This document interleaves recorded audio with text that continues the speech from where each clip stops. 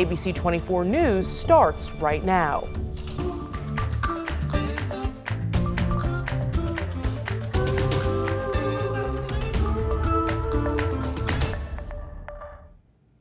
Good evening, and thank you for joining us on ABC 24 News at 5. I'm Lauren Turman. We start tonight with education news. Students and faculty at the University of Memphis are raising concerns as the fall semester begins. It comes after University of Memphis President Bill Hardgrave is expected to receive $100,000 in additional compensation. U of M's Board of Trustees finalized Hardgrave's annual review during a meeting this week. University officials clarified that the $100,000 was set aside in a fund that will be awarded to him at the end of his 5-year contract. But if he does not complete the contract, he does not receive the money.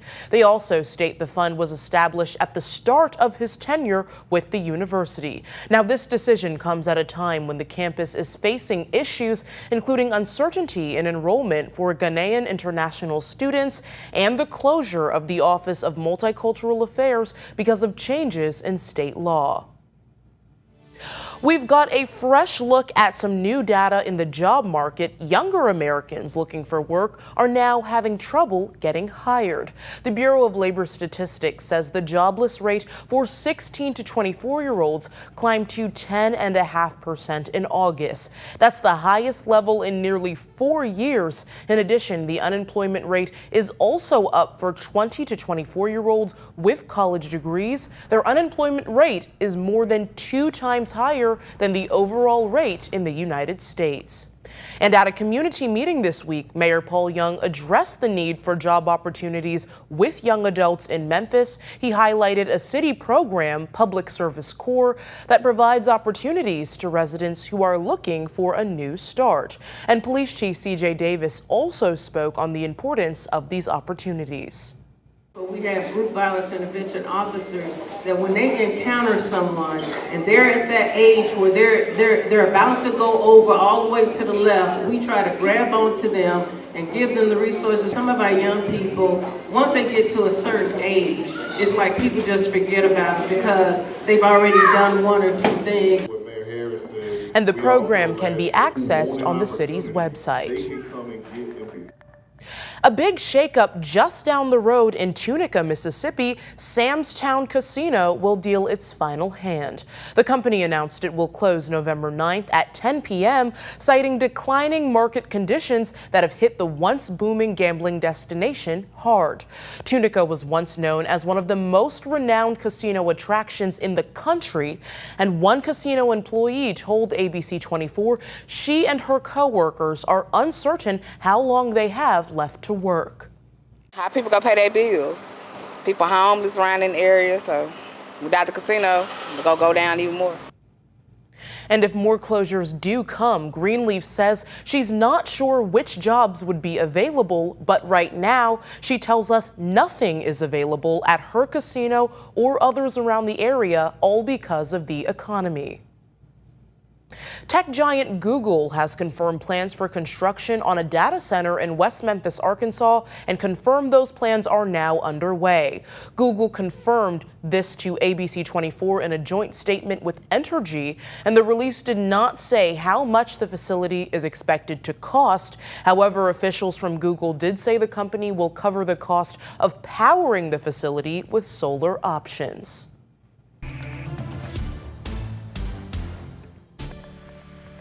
All right, weather-wise, another nice day to be across Memphis and the Mid-South. We had a nice cool down here thanks to a front going by. It's currently 80 degrees, comfortable. Feels like temp is below the actual air temp. That tells you humidity is really, really low. 79 degrees, the feels like temp. We've got upper 70s, lower 80s everywhere you go, from Memphis to Covington to Truman, all the way down to Holly Springs. You got 81 degrees. You can see the direction of the wind here on our radar screen. You can see there's some cloudiness here and there, and the wind direction is basically straight out of the north. We're staying dry. We're going to stay dry all evening and all night long. So your evening looks like this. Starting off near 80 at 7, at 10 p.m. we're right around 69 degrees. We're cooling off very, very nicely. A comfortable night tonight, and by tomorrow morning, folks, some of you may end up in the upper 40s. I'll show you that futurecast coming up. Plus another heat wave and more drought worsening conditions in my 7-day. Next. Sounds great. Thanks, Mark. And a Shelby County community is feeling relieved tonight after trash at an abandoned home in their neighborhood was finally cleaned up. Residents say the blight was a growing concern for quite some time. The trash outside of this house on Wagon Hill Road East had been piling up and spilling into the street for nearly a year. And from what we saw before, it was overwhelming. On May 29th, Shirley Goodman contacted code enforcement to report what she and other neighbors had been dealing with, piles of trash right on their street, and you can see it there. After repeated calls to the department and to the Mayor's Action Center, help finally arrived after ABC 24 reported on the situation. And last week, ABC 24 contacted Memphis 311, the Mayor's Action Center, and Vector Control, and what had become a year-long trash buildup is almost now completely gone. While the property isn't spotless yet, there is just a small amount of debris left, and Goodman says she didn't see trash pickup on the first day, but she later saw the homeowner with workers returning to clean more. If the property owner don't come back out and look at this and finish the job, then it will be like in vain, and here we go starting all over again. I hope not. I hope he will continue to look at it and say he hadn't got it all or anything like that. And as those neighbors enjoy a cleaner street for now, they will keep an eye out for other homes that could be a nuisance. Well, news right now, the environmental group Young, Gifted, and Green hosted a free event at Tom Lee Park to help protect the planet. And they were joined under the sunset canopy by other community partners and environmental justice advocates. The day was filled with fun and learning about ways our community is under threat, both here locally and on a global scale. The kids also learned about the steps each of us can take to mitigate harm to the earth. And Young, Gifted, and Green wants to help everyone understand ways they can get involved and simple steps to minimize their impact. We need to come together in harmony to all help our earth together and not just like one by one, because we all need, this is a group effort and not just a single effort. And the event also had free food, local vendors, a scavenger hunt, giveaways, and much more. And thousands of people came out this weekend for the 52nd annual Germantown Festival, featuring almost 400 local vendors selling products from clothing to art, and over 50 other food vendors, also featuring games, rides, and other fun. Now, organizers hope it will continue for years to come.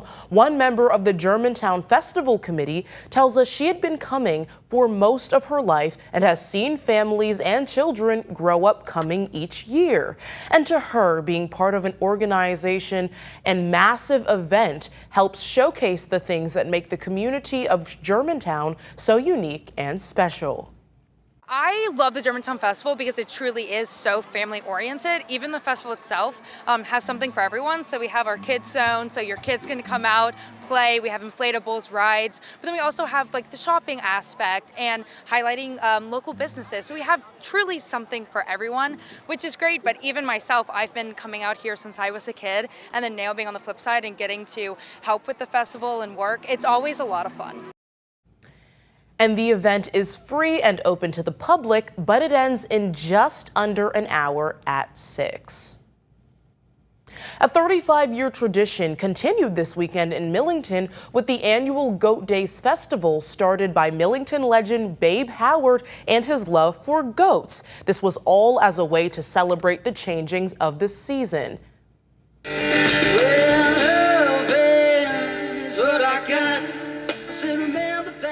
And since its inception, the festival has grown to include a children's market that features young entrepreneurs selling a variety of products from food to arts and crafts, and it also held live music, a kids' fun zone, food trucks, and a car show. It brings the community together, you know, and that's one thing that's lacking so much in any aspect of society today is that community. And we enjoy that, we love that, and we want that to continue right here in Millington. And this has become one of Millington's favorite traditions and a way to showcase the uniqueness of the town, celebrating community, fun, and a little bit of quirky charm. Well, thanks for sticking with us. We'll have much more news and weather for you after this break.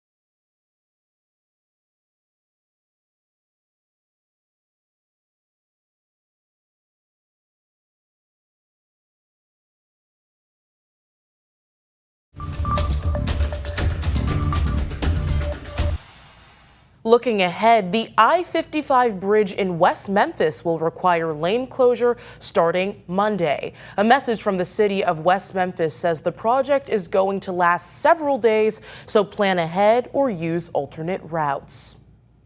And Riverside Drive between Georgia Avenue and Beale Street will reopen soon following a series of enhancements designed to improve access, safety, and the overall riverfront experience. City leaders say the area will reopen Monday and will include a 2-lane road conversion to calm traffic and improve safety, new back-in angled parking to support safer access to Tom Lee Park and other riverfront destinations, and a more walkable, pedestrian-friendly layout that connects residents and visitors to downtown Memphis's signature outdoor space. Well, tickets for the 36th Southern Heritage Classic are now on sale. And if you want to buy in person, the Simmons Bank Liberty Stadium box office opens this coming Monday, tomorrow, September 8th. They are taking cash only starting from 10 a.m. going until 6 p.m. Monday through Friday. And this year, Alcorn State takes on Arkansas Pine Bluff on Saturday, September 27th at 6 p.m. The first time the game is a conference matchup for both teams. Still ahead at 5, growing concerns over immigration enforcement, where President Trump is planning his next crackdown.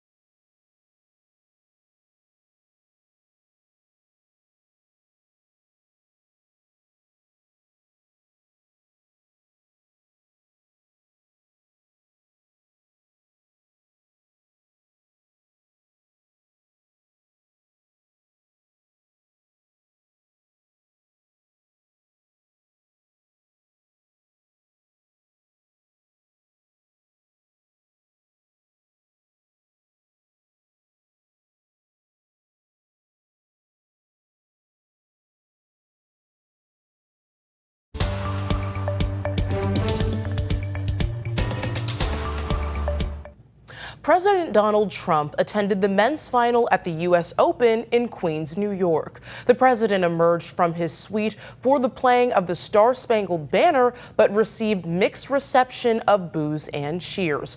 Many in the crowd took pictures of the president with their phones, and security had been extra tight for the president's appearance, but that delayed some fans from entering the stadium. The start of the match was delayed at least half an hour to allow for more fans to get to their seats. And now to Chicago, as the nation's third largest city anticipates a federal immigration crackdown. The expected action brings out protesters as President Trump makes provocative social media posts, and Matt Rivers is in Chicago with more. Hey, hey, ho, ho, Donald Trump has got to go. This morning, growing tension around Chicago. The threat of stepped-up immigration enforcement growing by the day. Everyone's on edge. Why? Because people of color are not safe right now. President Trump raising the stakes Saturday, taking to social media, posting a manipulated image with a twist on a quote from the movie Apocalypse Now. I love the smell of deportations in the morning, with this graphic in front of Chicago's downtown. And the line, Chicago about to find out why it's called the Department of War. Trump referring to his order to rebrand the name of the Department of Defense to Department of War last week. Illinois Governor J.B. Pritzker responding, quote, the President of the United States is declaring war on an American city.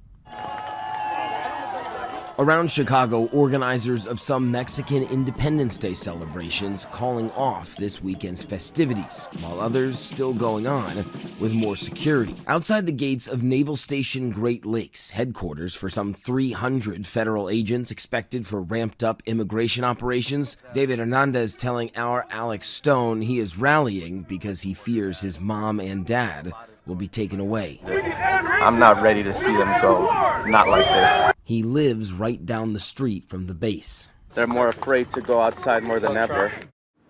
And so far, no real signs of any sort of significant law enforcement ramp up, any sort of significant movement with immigration enforcement. But of course, that could change at any moment. It's worth noting here that despite all of the talk about crime in the city of Chicago by the President of the United States, and of course, crime has been a problem for years now here in Chicago, but this year, crime statistics show a precipitous drop so far in crime levels. Matt Rivers, ABC News in Chicago.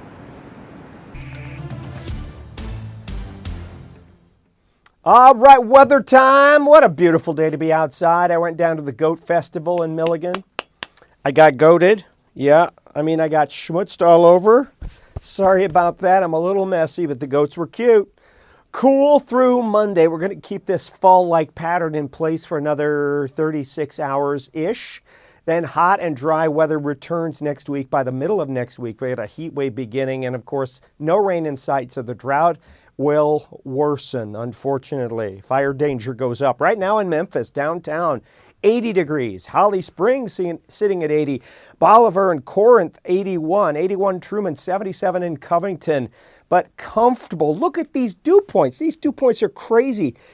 This is more reminiscent of late October, early November. Dyersburg dew point, the measure of moisture in the air, 44 degrees. That is comfortable weather. That is very dry air. 49 in Memphis. Almanac today, 83 was our high, 89 is the average, so we ended the day 6 degrees below average for the high temp. Record 1925, 103, and get used to seeing these triple zeros. We're not going to have any precip until further notice. Keep that in mind. Weather-wise, as far as the radar goes, dry weather. You can see the actual wind direction on the radar screen here. It's coming in basically out of the north right now. And a wider view shows showers, thunderstorms are kind of curving down around this big old mid-level, upper-level high pressure. It's kind of setting up right over here, right over the lower Great Lakes and Ohio Valley. That's going to just slowly inch to the east and keep us dry here in the Mid-South for several more days. And once the winds shift around to the south and west, that's when you begin to see that nice warm-up as those temps go back above normal by Wednesday, and no rain in sight here. So the long-range forecast, well, you saw that, no rain. Tonight we're going to go with 58 degrees for the overnight low. Comfortable weather. Did you see some of those 40s? Let me go back. Did you look at these 40s for your day ahead as you get up and go tomorrow morning? That's not too bad. Tomorrow, 85, sunny, again, low humidity. Your 7-day, 88 on Tuesday. Now we're heating up. Wednesday, Thursday, Friday, Saturday, and Sunday. Heat wave. You've got lower and middle 90s. And again, no chances for rain all the way for the next 7 days. Have a good evening. We'll be back.